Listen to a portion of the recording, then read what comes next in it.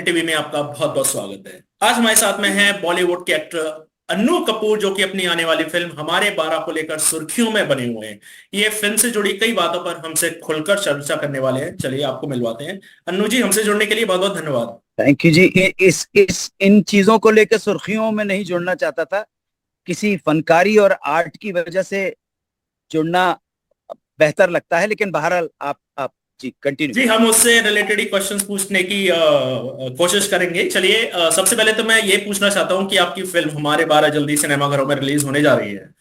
तो आप हमेशा से एक अलग ही किरदार निभाते हुए आप आए हैं। आप कॉमेडी, ज्यादातर कॉमेडी किरदार में आप नजर आए हैं। तो आपको लगता है कि इस फिल्म में दर्शक आपको उस एक अलग ही जो किरदार में नजर आए उसमें पसंद करेंगे? देखिए, बात ऐसी है, जहां तक मैं क्विकली अपनी बात पूरी करूंगा, कि ऐसा नहीं है कि मैंने सिर्फ कॉमेडी किरदार ही किए हैं।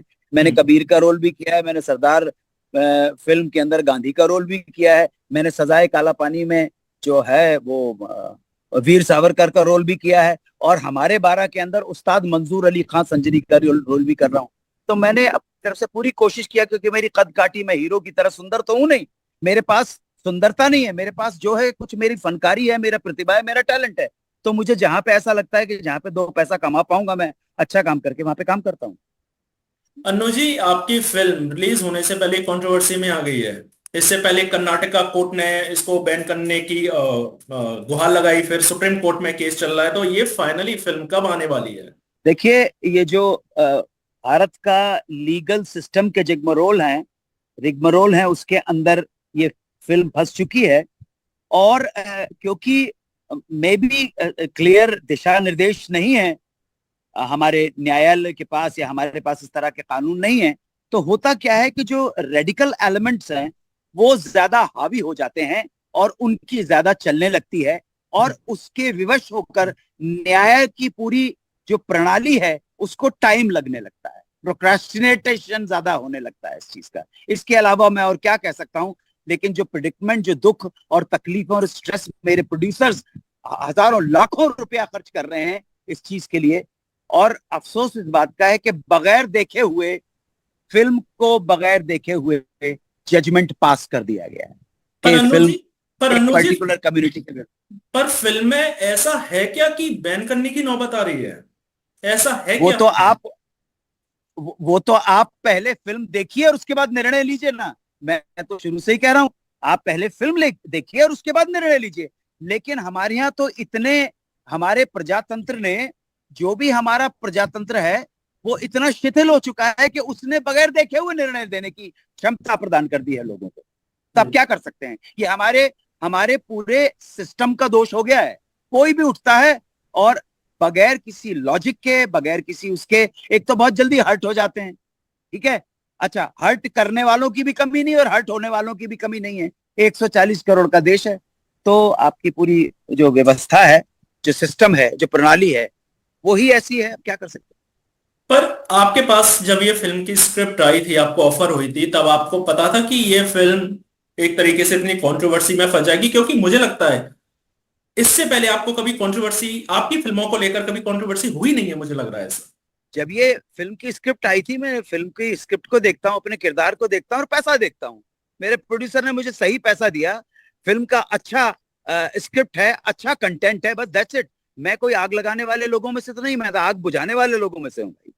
जी। अगर मुझे ऐसा लगता कि कहीं भी किसी भी मौके के ऊपर ये कोई भड़काऊ चीज हो रही, तो मैं कभी इस चीज से जुड़ता ही नहीं।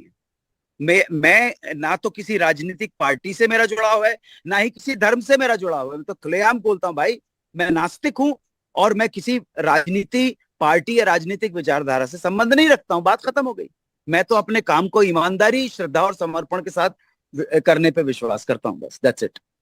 मैं इसीलिए 42 साल से देखिए, कन्वेंशनल सेंस में आप ये देखिएगा ना, मेरी शक्ल है, ना सूरत है, ना पर्सनालिटी है, लेकिन फिर भी जो भी है, जो भी थोड़ा बहुत जो भी प्रतिभा है, उसके बल पे 42 साल गुजारी दी है ना, और उससे पहले 10 साल थिएटर के, तो 52 साल से किसी तरह से मैनेज कर रहा हूँ अपने घर को, अपने परिवार का जीवन यापन कर रहा हूँ। मरा नहीं हूँ, कोई चोरी नहीं की है मैंने।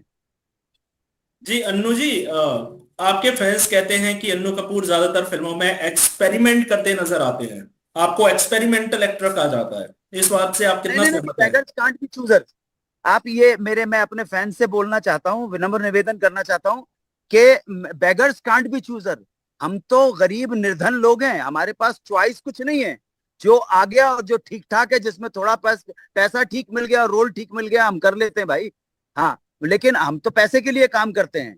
पैसा ही मेरा सब कुछ है भाई, पैसे के लिए मैं काम करता हूँ। अगर सुनने वालों को पैसे के लिए काम नहीं करना तो अपना पैसा मुझे दे दें, लेकिन पैसे के लिए मैं चोरी नहीं करूंगा, पैसे के लिए मैं आपकी जेब नहीं काटूंगा, पैसे के लिए आपका गला नहीं घोटूंगा और अपने देश को नहीं बेचूंगा। लेकिन मैं तो पैसे के लिए काम करता हूँ, ये चार चीजें नहीं करूंगा, पैसे के लिए काम करता हूँ। आपको प्रॉब्लम क्या है? कोई एक्सपेरिमेंट नहीं है भाई, गरीब आदमी हूं मैं। कोई अन्नू जी एक्सपेरिमेंट, आप एक्सपेरिमेंट बड़े बड़े स्टार करते हैं, जिनको करोड़ों 50 करोड़ लोग रुपए मिलते हैं ना, वो मैं, बेगर्स, अंग्रेजी में कहावत है, बेगर्स कांट बी चूजर्स।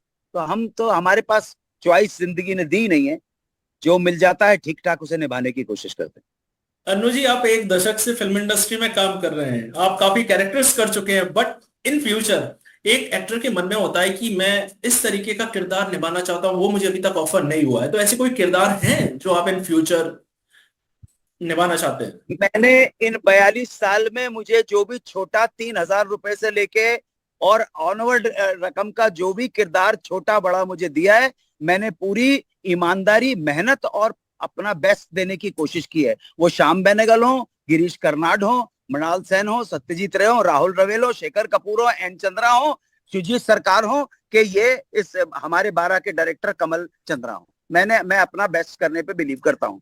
और बाकी आपने पूछा कि क्या करने की इच्छा है, कोई करने की इच्छा नहीं है, अच्छे चैन से मर जाऊं मैं बस, उसी की जगह। Thank you very much. Annu कोई जी कोई इच्छा नहीं। अन्नू जी काफी आज के इस टाइम पे काफी ट्रेंडिंग एक्टर्स हैं, मैं आलिया भट्ट की बात करूं, दीपिका की बात करूं, तो आपको लगता तो होगा कि मैं किस इस एक्ट्रेस के साथ अब स्क्रीन शेयर करना चाहता हूँ, वो कौन सी एक्ट्रेस है? सवाल थोड़ा देखो, सा मुश्किल है। नहीं नहीं, कोई मुश्किल सवाल नहीं, काहे का मुश्किल सवाल है? अरे बिल्कुल सर, इजी सवाल है। मैं विद ड्यू रिस्पेक्ट मैं आपसे निवेदन करना चाहता हूँ कि ना तो मैं फिल्में देखता हूँ, ना टीवी देखता हूँ, ना ओटीटी देखता हूँ, ना न्यूज चैनल देखता हूँ, ना न्यूज़पेपर पढ़ता हूँ। आपको मुझसे ज्यादा मूर्ख गधा पूरी फिल्म इंडस्ट्री में कोई नहीं मिलेगा। तो मैं तो जानता भी नहीं हूँ कि ये कौन है।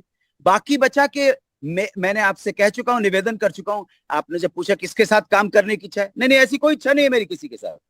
मेरी किसी के साथ पैसा लाओ और मेरे टर्म्स एंड कंडीशन के ऊपर अगर आप बात जम जाती है, ठीक है, तो मैं काम करूंगा जिसके साथ भी। हमको क्या काम करना? वो क्या किसी हीरोइन के साथ?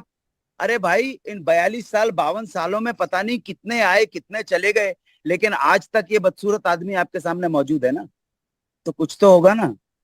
ठीक है ना? और जब तक सांस चल रही है, बस यही कि काम करते रहें, किसी के ऊपर बोझ नहीं बने, ना अपने परिवार के ऊपर, ना अपने देश और समाज के ऊपर। अन्नू जी आपके पीछे ये व्यू काफी सुंदर लग रहा है, आई थिंक आप महेश्वर में अभी शूटिंग कर रहे हैं। जी तो इस जी। फिल्म से जुड़ी कुछ बातें बता दीजिए फैंस को, आप हमको। नहीं, अभी तो फिल्म परसों से ही शुरू हुई है। और इसमें मतलब हमारे 12 में उस्ताद मंजूर अली खान संजरी का रोल कर रहा था मैं। और इसमें मैं एक कमिटेड, एक गांव के एक शिक्षक हैं जिनका नाम है पंडित सत्य प्रकाश जोशी, उनका रोल कर रहा हूं।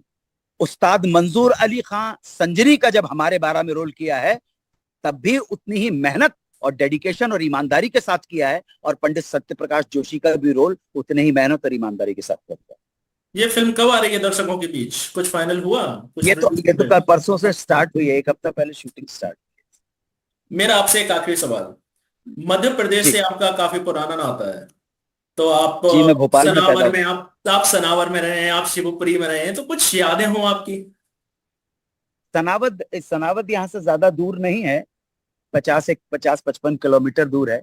तो बहुत छोटा था जब सनावद के अंदर मैं रहा हूँ, तो समझ लो आप, मैं 6 साल का हूँगा। लेकिन 60 अर्ली 60s की बात है। मुझे इतना मालूम है, एक स्कूल था सामने, और उस वक्त शम्मी कपूर का एक गाना, सनावद का नाम आते ही दो गाने जहन में आते हैं, ए गुलबदन फूलों सी हंसी, कांटों की महक तुझे देख के करता है मेरा मन, कहीं आज किसी से मोहब्बत ना हो जाए। 6 साल के बच्चे को भी वो गाना याद था। तो सनावत के साथ उतनी यादें। हम तो गरीब परिवार से आए हैं, तो लेकिन बचपन बचपन होता है, बचपन की जो ऊर्जा होती है, बचपन के सपने होते हैं जो टूटे नहीं होते, बड़े होने के साथ साथ टूट जाते हैं। इसलिए बचपन भिखारी के बच्चे का भी उतना ही सुंदर है जितना अन्नू कपूर के था। बचपन उद्योगपति के बच्चे का भी उतना ही सुंदर होता है, बचपन इलोन मस्क का भी उतना ही सुंदर है, बचपन उतना ही मुकेश अंबानी का भी सुंदर है, बचपन अमिताभ बच्चन का भी इतना सुंदर है। इसलिए नहीं कि पैसा था ना, इसलिए कि बचपन के अंदर जो शक्ति है, ऊर्जा है, सपने हैं, अभी दुनिया एक्सपोज नहीं हुई होती है, इसलिए बचपना कमाल की चीज। मैं एक सवाल और जोड़ना चाहता हूँ अन्नू जी, आप भोपाल कब आ रहे हैं? अभी देखिए भोपाल कब आना होता है, अभी तो यहाँ आपके से। आपके चाहने वाले इंतजार करते हैं, और आप उदाहरण हैं खासकर मध्य प्रदेश के लोगों के लिए जो फिल्म इंडस्ट्री में अपना मुकाम बनाना चाहते हैं कि एक्टर हो तो अन्नू कपूर हो, जो कि मध्य प्रदेश का नाम जिसने रोशन किया है। नहीं जी, भोपाल मेरी जन्मभूमि है, उसे भी प्रणाम करता हूं मैं, और मुंबई मेरी कर्म भूमि है, उसे भी प्रणाम करता हूं। दोनों जगह के साथ मेरी लॉयल्टी है। तो बहुत बहुत धन्यवाद, बहुत बहुत आभारी हूँ भाई आप। अन्नू जी, हमसे जुड़ने के लिए बहुत बहुत धन्यवाद, तमाम जानकारी के लिए, खासकर आपकी फिल्म हमारे 12 के लिए बहुत बहुत धन्यवाद। धन्यवाद।